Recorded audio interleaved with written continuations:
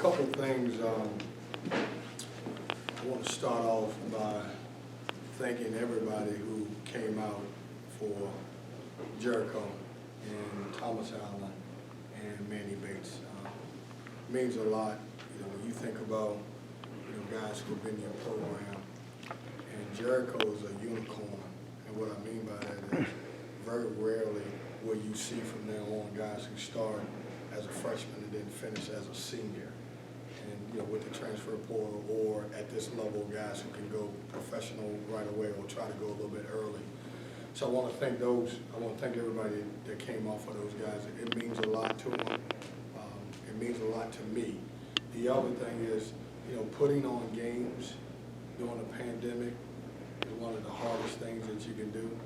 And so I'm greeted by a lot of people when I walk into this building. Police officers, folks who've been here for a long time, and they all have put a smile on their face no matter what is going on in their life. And I'm very appreciative of those folks because you don't know how good you got it until you hear somebody else's story. And so I want to thank those folks for allowing us. We're fortunate we did not miss one game in this building this year during the pandemic, and we're very fortunate to have that. So I want to thank those folks. The game, I thought we got off to another slow start. I thought our guys fought. When you look at the difference in the game, is we had no answer for Armando Baycott. He was great, and and that's nothing against Jaden Gibson or E.B. Dewana, because I think both of those guys tried extremely hard. But we had no answer. I thought we did a good job on the other guys. We did what we were supposed to do as far as guarding those guys. But when he has, I want to say, 28 and 18 and then 5 blocks, I don't know how we can win a game that way. I thought we left a lot of easy baskets on the rim.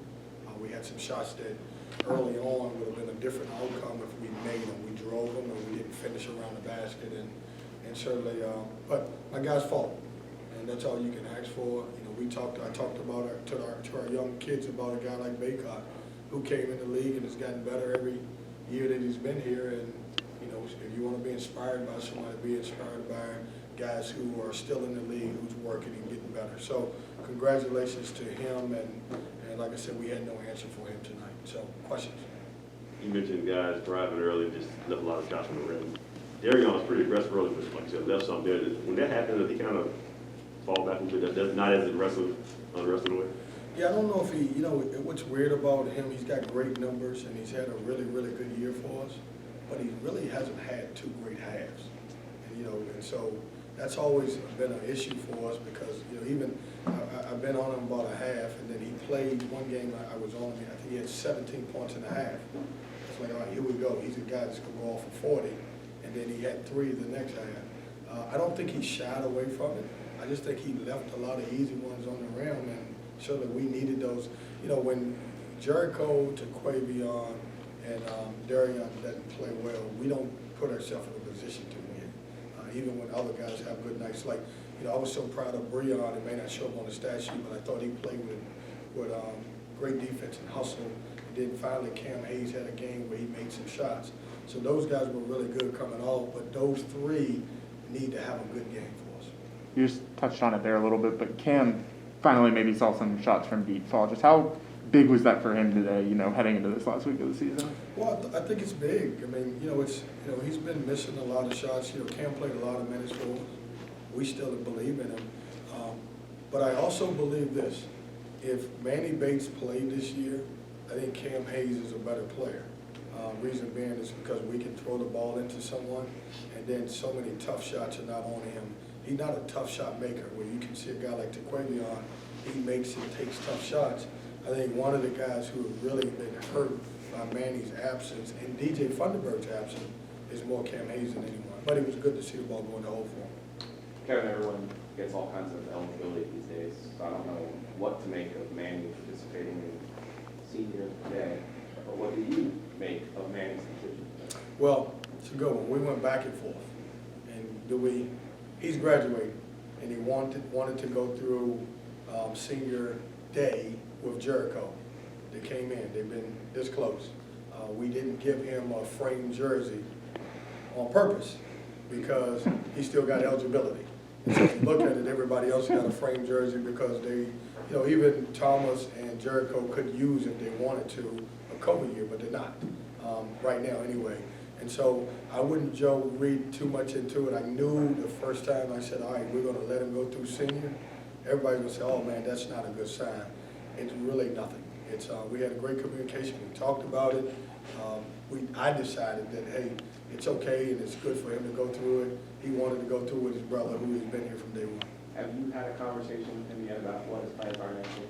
I have not, and I won't, Joe, until the end of the season. I wanted him first of all to concentrate on his rehab and get back into a good mindset.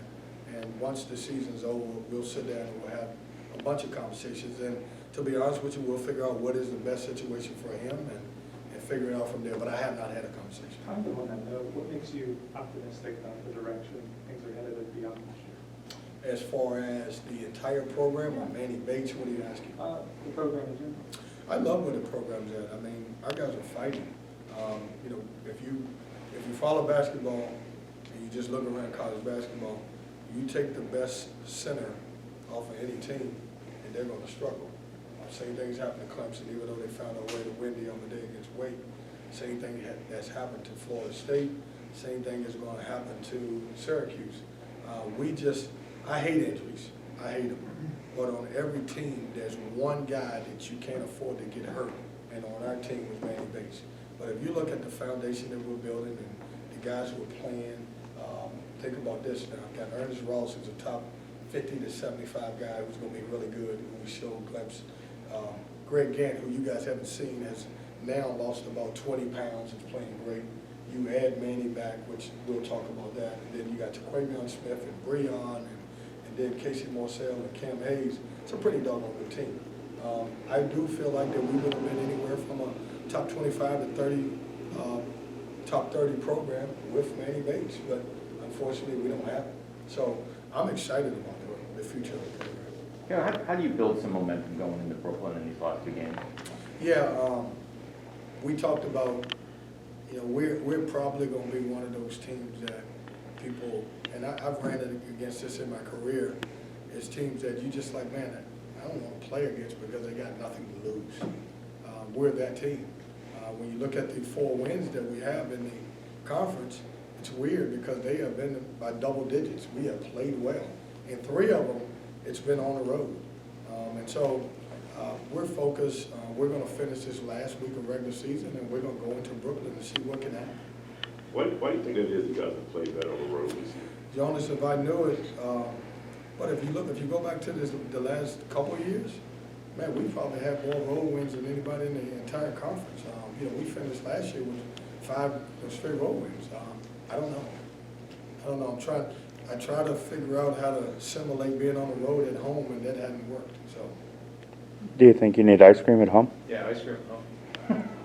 Well, we would get it if we win. You got to win first to get the ice cream, right? Are you doing the thing where you're positive with us, but you're not positive behind the scenes?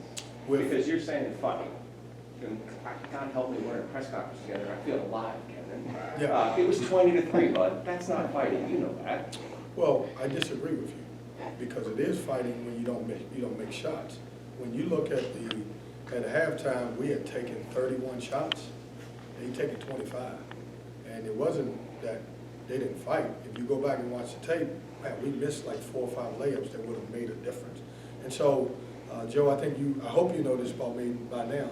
I'm not fake, so I'm not going to give you one side of me and then give you another side. I just don't roll like that. Very positive with my guys because I love them and I love everything that they bring to the table. There's nothing that they can do to make me turn on them because of the way that they show up every day and every day they practice. So you said not to read into things earlier with the Manny Bates thing. So you tell me if I'm reading too much into what you're talking about with Helms being a unicorn or Armando Bacot's development. That takes continuity. So you don't want to have these conversations until after the season, but it kind of sounds to me like you're selling these guys on, look, it might not be good now, but you got to keep work on it maybe next year. I mean, how much of that is a conversation for continuity for your sake? Yeah, I'm not selling anybody on anything. I'm selling them with the opportunity to play. Like I don't have to sell. I got 8 guys that can play, and And then Ernest is not playing and Greg's not playing, but they're getting the opportunity. So playing time sells a lot of that stuff. At the end of the year, we will have a bunch of conversations, as we do every year. And it may be, hey, this may not be the place for you. You guys know this, the transfer portal in about a week will be booming. Not because of Power 5, because we got, we typically got a week to go, but in mid-majors, there are going to be so many guys in transfer portal. But I would never put pressure on guys right now to figure out what they want to do. I want them to stay locked in and finish our job here, 2 regular seasons, and obviously have a chance to go to Brooklyn. But continuity is big, but you also want to keep the right group of guys. And if you keep the right core of guys, then I think you'll be fine. So you got your best spark when you went to the zone, and then Johnson hit those back-to-back threes. Did he pull you out of that zone quicker than you wanted to get out of? Well, we couldn't stop Baycott. And we had to make a difference. Even if we trapped him, we were late on traps a lot. And then, he was able, Puff Johnson was able to make some 3-pointers, from that wing, and that was happened to be on our 5-man side. We tried different stuff. He was good tonight. He was a legitimate, low post scorer that did everything. And, I look at that, and I think I told you guys this before, man, that's what hurts my feelings, Joe, is when you see guys like Mark Williams and guys like Armando Baycott be so great, because that's my guy. That's Manny Bates. He blocks shots. He can do that. I don't have him. And so that, you want to know where I'm frustrated? That's the part of it. I'm frustrated about that part of it. But I cannot be mad at E.B. DeWan and Jalen Gibson, man. Those guys are giving me everything they have. They're just not ready to play. Coach, 2 games left on the season. Hindsight 2020, you can't control injuries. Is there anything or any decision that you should go back on and maybe think about a little bit more or change? Yeah, don't practice. I mean, I'm not trying to be funny. Just show up for games because, obviously we having injuries. And, it's, and I know with the media, everybody says, man, you can't see it. We had injuries. Devin Daniels, we had an injury. Manny Bates, we have an injury. Ernest Ross, we have an injury. Greg Gant had surgery. I mean, I don't know anybody in the country that could withstand that with the guys that we had, especially in our front court. And I'm joking.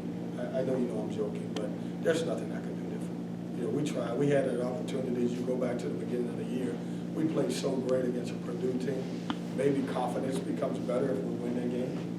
But as far as how we work, how we compete every day, do we do the right things every day? We're doing all the right stuff we can do. Last question. You brought out the red jacket today. Are you more of a suit and tie kind of guy, or do you like quarter zips that we're seeing? The red jacket was for my players.